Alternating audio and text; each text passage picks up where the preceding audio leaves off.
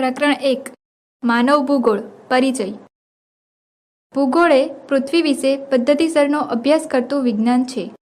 બધા જ પ્રાકૃતિક વિજ્ઞાન તથા સામાજિક વિજ્ઞાનો યથાર્થતાને જાણવી ટુ નો ધ રિયાલિટી ના ઉદ્દેશ્યને ધ્યાનમાં રાખે છે. ભૂગોળ યથાર્થતાને સમગ્રતાના સ્વરૂપમાં સમજાવવાનો પ્રયત્ન કરે છે. ભૂગોળ જિયોગ્રાફીનું જ્ઞાન બે અભિગમથી પ્રાપ્ત કરી શકાય છે. 1 પદ્ધતિસર અભિગમને આધારે અને 2 પ્રાદેશિક અભિગમને આધારે. માનવ ભૂગોળ હ્યુમન જિયોગ્રાફી એ પદ્ધતિસર અભિગમની વિષય શાખા છે. તેમાં માનવી અને પ્રકૃતિ વચ્ચે સતત પરિવર્તનશીલ પ્રક્રિયાઓથી જે સાંસ્કૃતિક લાક્ષણિકતાઓ ઉદ્ભવે છે તેનો અભ્યાસ કરવામાં આવે છે. 15મી સદીના ઉત્તરાર્ધમાં 18મી સદી સુધીના સમયગાળાને સંશોધન યુગ કહેવામાં આવે છે. આ સમયગાળા દરમિયાન શોધ પ્રવાસો દ્વારા વિશ્વના જુદા જુદા પ્રદેશોની વિસ્તૃત માહિતી એકત્ર કરવામાં આવી. નકશા નિર્માણ કાર્યનો વિકાસ થયો. ભૂગોળવિદોએ પ્રાપ્ત માહિતીને વૈજ્ઞાનિક ઢાંચામાં વર્ગીકૃત કરી તેના પરિણામ સ્વરૂપે ભૂગોળ વિષયનો ઉદ્ભવ થયો. બર્નાર્ડે વેરેનિયસે તેના પુસ્તક જિયોગ્રાફિયા જનરલાઇઝમાં ભૂગોળના 2 વિભાગ દર્શાવ્યા છે. 1 સામાન્ય ભૂગોળ અને 2 વિશિષ્ટ ભૂગોળ. સામાન્ય ભૂગોળમાં સમગ્ર પૃથ્વીને એક એકમ તરીકે સ્વીકારીને તેની લાક્ષણિકતાઓનો અભ્યાસ કરવામાં આવે છે. વિશિષ્ટ ભૂગોળમાં જુદા જુદા પ્રદેશો અને ત્યાંના માનવ જીવનનો અભ્યાસ કરવામાં આવે છે. પૃથ્વી ઉપર માનવ જીવનનો ક્રમશઃ વિકાસ થયો છે. માનવની મૂળભૂત જરૂરિયાતો ખોરાક, વસ્ત્ર અને રહેઠાણ વગેરે ઉપર કુદરતી પરિબળો અસર કરે છે. માનવ ભૂગોળમાં માનવીય અને કુદરતી પરિબળોની પરસ્પર થતી અસરોનો અભ્યાસ કરવામાં આવે છે. માનવ ભૂગોળમાં માનવ કેન્દ્ર સ્થાને છે. માનવીના નિવાસસ્થાનના વિસ્તારના આધારે તેની પ્રવૃત્તિ નક્કી થાય છે. જેમ કે મેદાની પ્રદેશમાં વસતો માનવી ખેતી પ્રવૃત્તિ કરે છે, જ્યારે જંગલમાં નિવાસ કરતો માનવ જંગલની પેદાશ એકઠી કરે છે. સમુદ્ર કિનારે વસતો માનવ મત્સ્યની પ્રવૃત્તિ વિશેષ કરે છે. આ રીતે માનવી અને પર્યાવરણ વચ્ચેના આંતરસંબંધોથી ઉદ્ભવતી પ્રવૃત્તિઓ દ્વારા ભૂગોળનું અભ્યાસ ક્ષેત્ર તૈયાર થયું છે. વેરેનિયસે આ બાબતને ધ્યાનમાં રાખીને ભૂગોળના વિષય વસ્તુને 3 પેટા વિભાગમાં વર્ગીકૃત કર્યું છે. 1 ખગોળ વિષયક લાક્ષણિકતાઓ, 2 સ્થળીય લાક્ષણિકતાઓ અને 3 માનવીય લાક્ષણિકતાઓ. ભૂગોળ સંકલિત ઇન્ટિગ્રેટિવ, અનુભવિક ઇમ્પિરિકલ અને વ્યવહારિક પ્રેક્ટિકલ વિજ્ઞાન છે. ભૂગોળ પૃથ્વી સપાટી પર આવેલા વિભિન્ન તત્વો, ઇલેમેન્ટ્સ અથવા પાસા એસ્પેક્ટ્સનો માનવના સંદર્ભમાં અભ્યાસ કરે છે. પૃથ્વી સપાટી પર પ્રાપ્ત બધા જ તત્વોને તેમની ઉત્પત્તિના આધારે 2 વર્ગોમાં વહેંચવામાં આવે છે.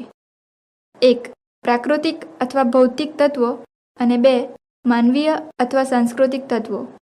આ તત્વોના આધારે ભૂગોળની 2 શાખાઓ વિકસી છે. 1 પ્રાકૃતિક ભૌતિક ભૂગોળ ફિઝિકલ જિયોગ્રાફી, 2 માનવ ભૂગોળ હ્યુમન જિયોગ્રાફી. 19મી સદીમાં પ્રાકૃતિક ભૂગોળ અને ભૂસ્વરૂપીય ભૂગોળ નામની શાખાઓનો વિકાસ થયો, પરંતુ તેની પ્રતિક્રિયા રૂપે કેટલાક ભૂગોળવિદોએ માનવી અને પર્યાવરણ વચ્ચેના પારસ્પરિક સંબંધના અભ્યાસને ખૂબ જ મહત્વ આપ્યું. તેના પરિણામે માનવ ભૂગોળ શાખાનો ઉદ્ભવ થયો. માનવીના ઘર તરીકે પૃથ્વીનો અભ્યાસ એ માનવ ભૂગોળનું પ્રથમ સોપાન છે. માનવ ભૂગોળ 3 બાબતોના અભ્યાસને મહત્વ આપે છે. 1 પ્રાકૃતિક તત્વો અને માનવ જગત વચ્ચેનો સંબંધ, 2 માનવ પ્રવૃત્તિઓનું સ્થાનિક વિતરણ અને તે પ્રવૃત્તિઓ થવા પાછળના કારણો, અને 3 વિશ્વના જુદા જુદા પ્રદેશોમાં સામાજિક અને આર્થિક ભિન્નતાઓનું અધ્યયન. માનવીની બધી જ વિકાસાત્મક ગતિવિધિઓ પર ભૌતિક પર્યાવરણની અસર થાય છે. તે ભૌતિક પર્યાવરણ સાથે અનુકૂલન સાંધીને સાંસ્કૃતિક પર્યાવરણની રચના કરે છે. માનવ અને પર્યાવરણ વચ્ચેના આંતરસંબંધો ગતિશીલ છે. પ્રાકૃતિક તત્વો અને માનવ જગત વચ્ચેનો સંબંધ સાંસ્કૃતિક પર્યાવરણ ઉદ્ભવ થવાના કારણો, વિશ્વના જુદા જુદા પ્રદેશોની સામાજિક અને આર્થિક ભિન્નતાઓ, માનવીની સાંસ્કૃતિક અને આર્થિક પ્રવૃત્તિઓ વગેરે પાસાઓનો અભ્યાસ માનવ ભૂગોળ દ્વારા થાય છે. પ્રકૃતિ અને માનવ અવિભાજ્ય ઇન્ડિવિઝિબલ તત્વો છે. બંનેને સમગ્રતાની દ્રષ્ટિએ સમજાવવાનો પ્રયત્ન માનવ ભૂગોળ કરે છે. પ્રસિદ્ધ ફ્રેન્ચ ભૂગોળવેત્તા જીન બ્રુન્સે માનવ ભૂગોળની વ્યાખ્યા આપતા કહ્યું છે, માનવ ભૂગોળ એવા બધા જ તત્વોનો અભ્યાસ કરે છે જે માનવીની ક્રિયા પ્રતિક્રિયા દ્વારા પ્રભાવિત થાય છે. એરિસ્ટોટલ, બકલ, હમ્બોલ્ટ, રીટર વગેરે વિદ્વાનો ઇતિહાસ ઉપર ભૂમિના પ્રભાવને મહત્વ આપ્યું હતું. ત્યાર પછી રેડઝેલ અને કુ એલન સેમ્પલે ભૌતિક પર્યાવરણ માનવ ક્રિયાઓને કેવી રીતે પ્રભાવિત કરે છે તે સમજાવ્યું, જ્યારે હન્ટિંગ્ટને સમાજ, સંસ્કૃતિ અને ઇતિહાસ ઉપર આબોહવાના પ્રભાવને સમજાવ્યું. આ વિદ્વાનોના વિચારોથી સ્પષ્ટ થાય છે કે માનવ ભૂગોળ માનવ સમાજ અને તેના પર્યાવરણ વચ્ચેના આંતરસંબંધોને પ્રાધાન્ય આપે છે. માનવ ભૂગોળ એ ગત્યાત્મક ડાયનેમિક વિજ્ઞાન છે. માનવ ભૂગોળના વિષયવસ્તુમાં સમયની સાથે વૃદ્ધિ અને વિસ્તાર થઈ રહ્યો છે. વસ્તીનું કદ. ભારતમાં આદિકાળથી માનવ વસવાટ જોવા મળે છે. અહીંની ધરતી સુદૃઢ માનવ વસવાટનો ઇતિહાસ ધરાવે છે. 2011ની ગણતરી મુજબ ભારતની વસ્તી 121,01,93,422 ગત 2001ની ગણતરીની તુલનામાં 18,14,55,986 વધારે છે. વિશ્વમાં ક્ષેત્રફળની દ્રષ્ટિએ ભારત 7મા ક્રમે અને વસ્તીમાં બીજા ક્રમે છે. વિશ્વમાં દર 6ઠ્ઠી વ્યક્તિ ભારતીય છે. ભારતની વસ્તી ઉત્તર અમેરિકા, દક્ષિણ અમેરિકા અને ઓસ્ટ્રેલિયાની સંયુક્ત વસ્તીથી વધારે છે. ભારત દક્ષિણ ખંડની કુલ વસ્તી કરતાં 1.5 ગણી અને યુકે કરતાં 7 ગણી વસ્તી ધરાવે છે. પાકિસ્તાન અને બાંગ્લાદેશની વસ્તી કરતાં ભારતના ઉત્તર પ્રદેશ રાજ્યની વસ્તી વધારે છે. ભારતમાં વસ્તી વિતરણની પ્રાદેશિક ભિન્નતાઓ. ભારત વસ્તી વિતરણની દ્રષ્ટિએ ખૂબ જ વૈવિધ્ય અને વિષમતાઓ ધરાવતો દેશ છે. જોકે દેશમાં વધુ વસ્તીવાળા મોટા રાજ્યો પણ છે, છતાં આ સ્થિતિ બધે એક સરખી રીતે લાગુ પડતી નથી.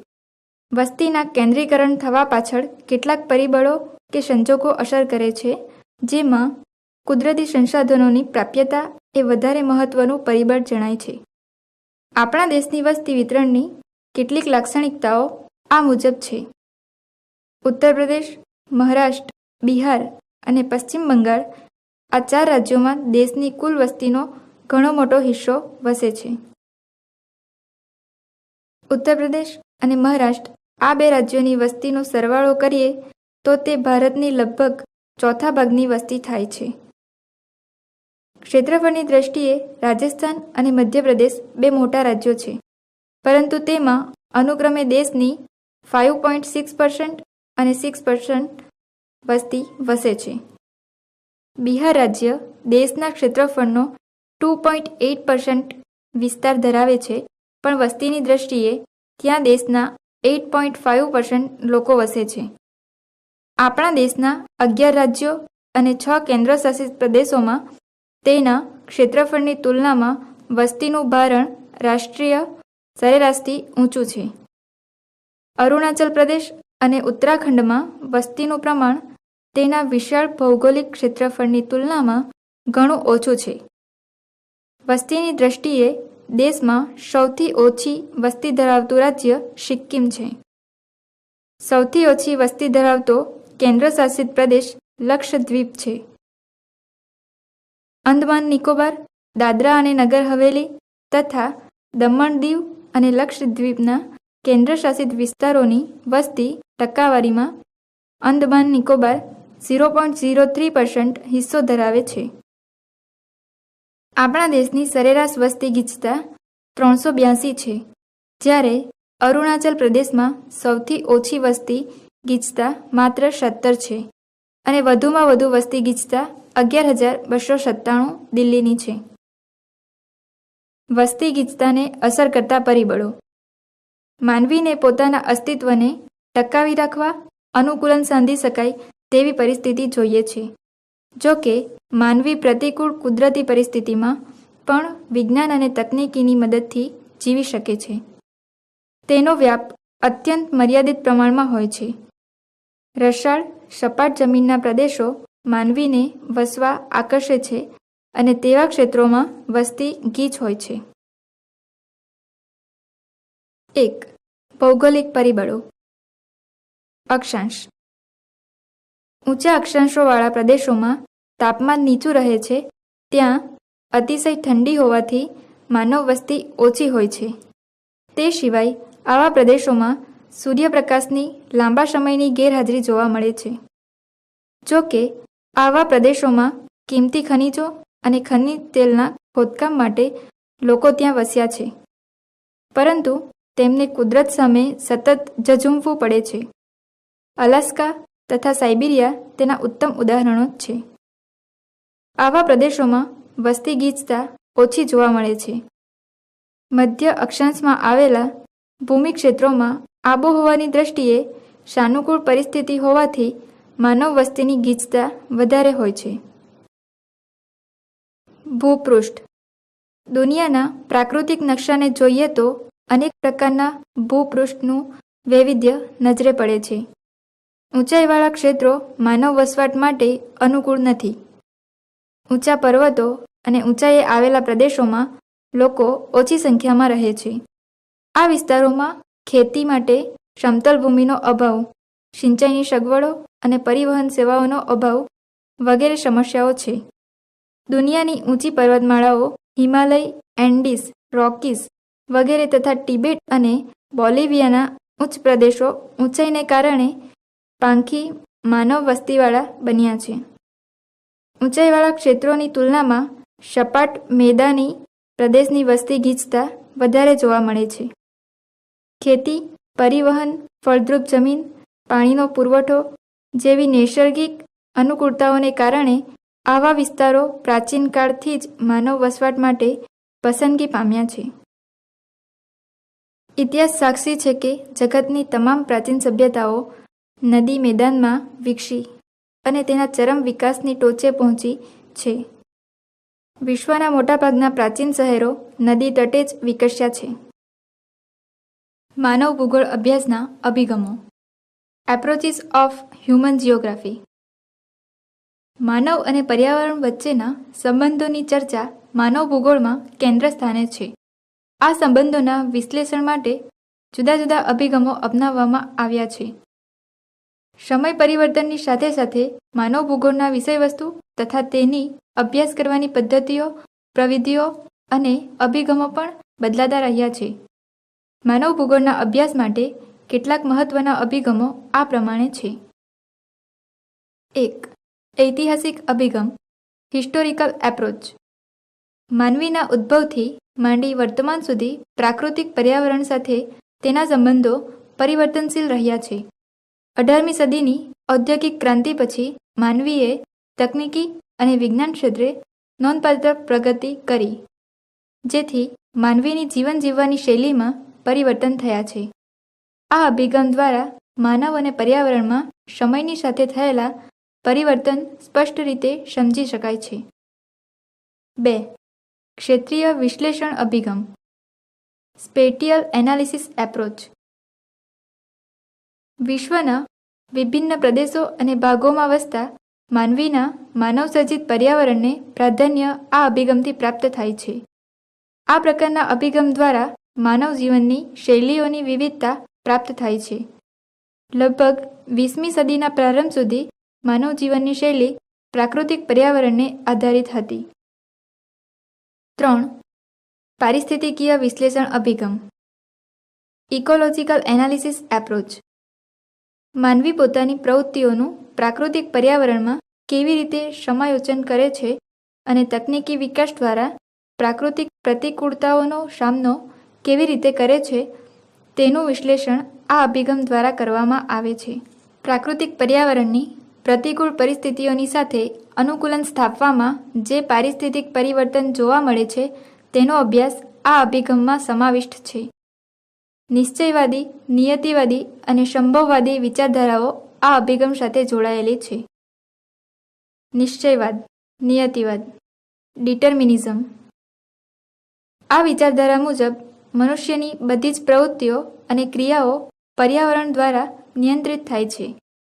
કોઈપણ માનવ સમુદાય, રાષ્ટ્રનો ઇતિહાસ, માનવ સંસ્કૃતિ, જીવનશૈલી અને વિકાસની માત્રાને પ્રાકૃતિક પર્યાવરણ અસર કરે છે. આ વિચારધારા માનવીને નિષ્ક્રિય પરિબળ ગણે છે. હિપોક્રેટ્સ, એરિસ્ટોટલ, હેરોડોટ્સ, સ્ટ્રાબો વગેરે વિદ્વાનોએ માનવી ઉપર પ્રાકૃતિક સ્થિતિનો પ્રભાવ સમજાવ્યો હતો. ત્યાર પછી કાન્ટ, હમ્બોલ્ટ, રીટર, કુમારી એલન સેમ્પલ તથા એલ્સવર્થ હન્ટિંગ્ટન દ્વારા આ વિચારધારાને અનુમોદન પ્રાપ્ત થયું હતું. 20મી સદીના પૂર્વાર્ધ સુધી આ વિચારધારા વિકસતી રહી હતી. કુમારી એલન સેમ્પલ તથા એલ્સવર્થ હન્ટિંગ્ટન આ વિચારધારાના પ્રખર સમર્થક હતા. સંભવવાદ, પોસિબિલિઝમ. પ્રકૃતિની સરખામણીમાં માનવને મહત્વનું સ્થાન આપવામાં આવ્યું છે. માનવીને સક્રિય સ્વરૂપે જોવામાં આવે તે વિચારધારાને સંભવવાદી વિચારધારા કહેવાય છે. સંભવવાદ શબ્દનો સર્વપ્રથમ ઉપયોગ લુશિયન ફાવરે કર્યો હતો. તેના મતાનુસાર માનવ સંભાવનાઓનો સ્વામી છે. પ્રકૃતિના તત્વોના ઉપયોગ બાબતનો નિર્ણય માનવી જ કરે છે. ભૂગોળવેત્તા વિડાલ ડી લા બ્લાસે આ વિચારધારાનો વ્યવસ્થિત પ્રચાર કર્યો હતો. સંભવવાદી વિચારધારાની ઘણા વિદ્વાનોએ આલોચના કરી હતી. નિશ્ચયવાદી વિચારધારા અને સંભવવાદી વિચારધારાનો સમન્વય કરતી નવનિયતિવાદી નામની વિચારધારા ગ્રિફિથ ટેલરે રજૂ કરી. તેણે સમજાવ્યું કે પ્રાકૃતિક નિયમોનું પાલન કરીને પ્રકૃતિનો ઉપયોગ માનવીએ કરવાનો છે. માનવીએ સાંસ્કૃતિક પર્યાવરણને મર્યાદિત કરીને પ્રાકૃતિક તત્વોનો ઉપયોગ કરવો અનિવાર્ય છે. પ્રાકૃતિક પર્યાવરણને નુકસાન થશે તો માનવ સમાજ સામે માનવ સર્જિત સમસ્યાઓ ઊભી થશે. માનવ વિકાસ રૂંધાશે. 4. વર્તનલક્ષી અભિગમ, બિહેવિયરલ એપ્રોચ. કોઈપણ ક્ષેત્રમાં ઉત્પન્ન થતું સાંસ્કૃતિક પર્યાવરણ તે ક્ષેત્રના માનવીના વ્યક્તિગત ગુણો, માન્યતાઓ, મૂલ્યો, વ્યવહારો, રીતરિવાજો વગેરેનું પરિણામ છે. કોઈપણ પ્રદેશની ભૌગોલિક પરિસ્થિતિ ત્યાંના લોકોના વર્તન પર અસર કરે છે. માનવ સમુદાયોના વર્તન અને જીવનશૈલીથી સાંસ્કૃતિક પર્યાવરણ ઉદ્ભવે છે. 5. માનવ કલ્યાણલક્ષી અભિગમ, હ્યુમન વેલફેર એપ્રોચ. આ અભિગમ ગરીબી, ભૂખમરો, દુષ્કાળ, યુદ્ધો, રંગભેદ, જાતિભેદ, વર્ગ વિગ્રહો, આતંકવાદ, માનવસર્જિત હોનારતો વગેરેને પ્રાકૃતિક પર્યાવરણના સંદર્ભમાં પ્રાદેશિક અભ્યાસ કરે છે. આ અભિગમ એવા પ્રકારની સામાજિક આર્થિક વ્યવસ્થાઓ પર ભાર મૂકે છે કે જેના દ્વારા વિશ્વના તમામ નાગરિકોને વિશ્વના બધા જ સંસાધનો, સંપદાઓ પર સમાન અધિકાર અને નિયંત્રણ પ્રાપ્ત થાય. સામાજિક ન્યાય, સોશિયલ જસ્ટિસનો હેતુ પાર પાડી શકાય. માનવીને તેની પ્રાથમિક જરૂરિયાતો સરળતાથી મળી રહે અને માનવ કલ્યાણ સાધી શકાય. માનવ ભૂગોળના અભિગમો વિશે રીટર, રેડસેલ, હન્ટિંગ્ટન, બ્લાસ, બુન્સ, ડિમાઝિયા, ફિન્ચ, ટ્રેવાર્થા, ડિકન્સ, વ્હાઇટ વગેરે વિદ્વાનોએ પોતાના વિચારો રજૂ કર્યા છે. માનવ ભૂગોળના અભિગમોની તુલના. માનવ ભૂગોળ અભ્યાસના અભિગમો માનવ અને પ્રાકૃતિક પર્યાવરણ વચ્ચેના સંબંધોનું વિશ્લેષણ કરે છે. નિશ્ચયવાદી વિચારધારા મુજબ મનુષ્યની બધી જ પ્રવૃત્તિઓ પર્યાવરણ દ્વારા નિયંત્રિત થાય છે. કોઈપણ રાષ્ટ્રનો ઇતિહાસ, સંસ્કૃતિ, લોકોની જીવનશૈલી અને વિકાસની દિશાને પ્રાકૃતિક પર્યાવરણ અસર કરે છે. જ્યારે સંભવવાદી વિચારધારા પ્રાકૃતિક પર્યાવરણને બદલે માનવને વધુ મહત્વ આપે છે. માનવી પોતે જ સંભાવનાઓનો સ્વામી છે. માનવીની સર્જન શક્તિના કારણે મનુષ્યની કેન્દ્રીય અને ક્રિયાશીલ ભૂમિકાને પ્રાધાન્ય પ્રાપ્ત થાય છે. ઐતિહાસિક અભિગમ એ બાબતને સ્પષ્ટ કરે છે કે ભૌતિક પર્યાવરણની સમતુલા જળવાશે તો જ માનવ કલ્યાણ અને પ્રગતિ થઈ શકશે. પ્રાકૃતિક નિયમોનું પાલન કરવાથી જ માનવી પ્રકૃતિ પર વિજય મેળવી શકશે. સાંસ્કૃતિક પરિબળો અને પ્રાકૃતિક પરિબળો વચ્ચેના સંબંધો નિરંતર પરિવર્તનશીલ રહ્યા છે. પ્રાકૃતિક પર્યાવરણની પ્રતિકૂળ પરિસ્થિતિઓ સામે અનુકૂલન સાધવા માનવી હંમેશા પ્રયત્નશીલ રહ્યો છે. આમ માનવ કલ્યાણલક્ષી અભિગમ સામાજિક ન્યાયનો હેતુ સિદ્ધ થાય તે માટે વિશ્વના બધા જ માનવોનો સૃષ્ટિના બધા જ સંસાધનો પર સમાન અધિકાર પ્રસ્થાપિત કરે છે. આ વિચારધારા સમજાવે છે કે ગરીબી, ભૂખમરો, ગૃહયુદ્ધો, અરાજકતા, રંગભેદ અને આતંકવાદ વગેરે સામાજિક અને આર્થિક સમસ્યાઓ સંપૂર્ણ રીતે દૂર થાય તો જ માનવ કલ્યાણ શક્ય બનશે. આમ માનવ ભૂગોળ અભ્યાસના ભિન્ન ભિન્ન અભિગમો માનવને કેન્દ્ર સ્થાને રાખી માનવીના ઘર તરીકે પૃથ્વીના અભ્યાસનું દિશાદર્શન કરાવે છે.